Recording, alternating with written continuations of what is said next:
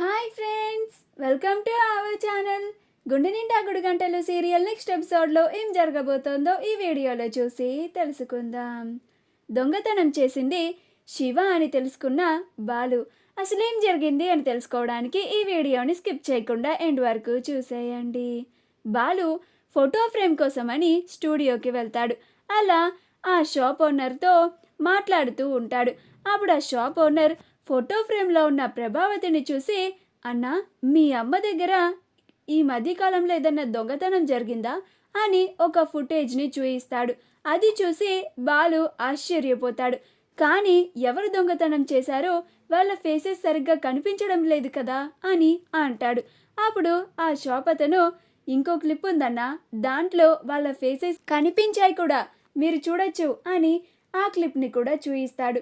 అది చూసి అందులో ఉన్న గుణ శివాలని చూసి ఆశ్చర్యపోతాడు. అప్పుడు బాలు, ఈ శివకి ఎన్నిసార్లు చెప్పినా అస్సలు బుద్ధి రాదు.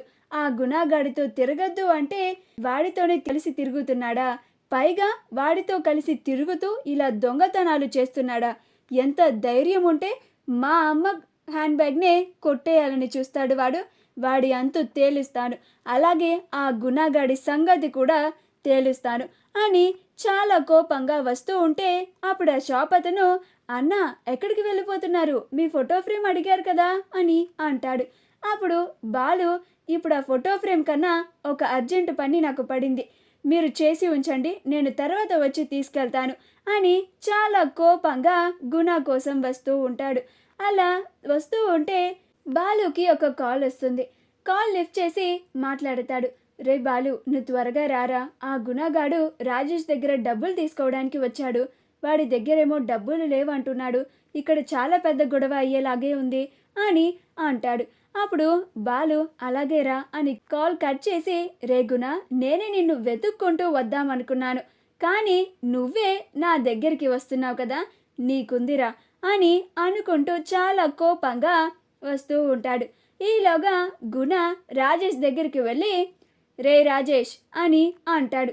అప్పుడు రాజేష్, గుణ, ఈసారికి వడ్డీ డబ్బులు అందలేదు, ఈసారి వచ్చే నెలలో కలిపి ఇచ్చేస్తాను గుణ, ప్లీజ్ గుణ అని అంటాడు. అప్పుడు గుణ, ఏంటిరా, నీ కళ్ళకి నేను ఎలా కనిపిస్తున్నాను, వెర్రి వెంగళప్పలాగా కనిపిస్తున్నానా ఏంటి, నువ్వు ఏది చెప్తే ఆ కహానీలన్నీ విని నమ్మేసేవాడిలాగా కనిపిస్తున్నానా అని అంటాడు. అప్పుడు రాజేష్, అది కాదు గుణ, డబ్బులు అరేంజ్ అవుతాయేమో అనుకున్నాను, కానీ సర్దుబాటు అవ్వలేదు గుణ అని అంటూ ఉంటాడు. అప్పుడు గుణ, నాకు అదంతా తెలీదు, నేను నీకు నిన్నొక్క రోజు మొత్తం గడువు ఇచ్చాను, ఆ రోజులోగా నువ్వు డబ్బుని సర్దుబాటు చేసి నాకు తీసుకొచ్చి ఇవ్వమన్నాను, కానీ నువ్వు డబ్బు ఇవ్వనిదే కాక ఆ తరువాత నేను నీకు ఫోన్ చేసినా కానీ నువ్వు నా ఫోన్ని లిఫ్ట్ చేయడం లేదు, ఏరా, నేనంటే భయం పోయిందా అని అంటాడు.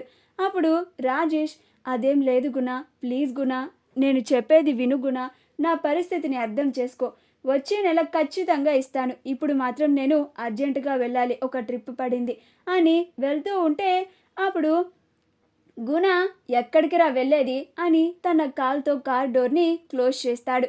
అప్పుడు రాజేష్, అది కాదు గుణ, నా పరిస్థితిని నీకు చెప్పాను కదా అని అంటాడు. అప్పుడు గుణ, నువ్వు నాకు డబ్బులు ఇచ్చి అప్పుడు ఈ కార్ని తీసుకెళ్ళరా అని అంటాడు. అప్పుడు రాజేష్, అదేంటి గుణ, నువ్వు కార్ని తీసుకెళ్తే నేను ఎలా ట్రిప్స్ వేయాలి, ఎలా డబ్బులు సంపాదించాలి, నీకు తెలుసు కదా గుణ, నేను ఈ ట్రిప్స్ వల్లనే డబ్బులు సంపాదిస్తానని అని అంటాడు. మా వీడియో కనుక మీకు నచ్చినట్లయితే లైక్ చేయండి, షేర్ చేయండి, మా ఛానల్ని సబ్స్క్రైబ్ చేసుకోండి, పక్కనే ఉన్న బెల్ ఐకాన్ని క్లిక్ చేయడం మాత్రం మర్చిపోకండి.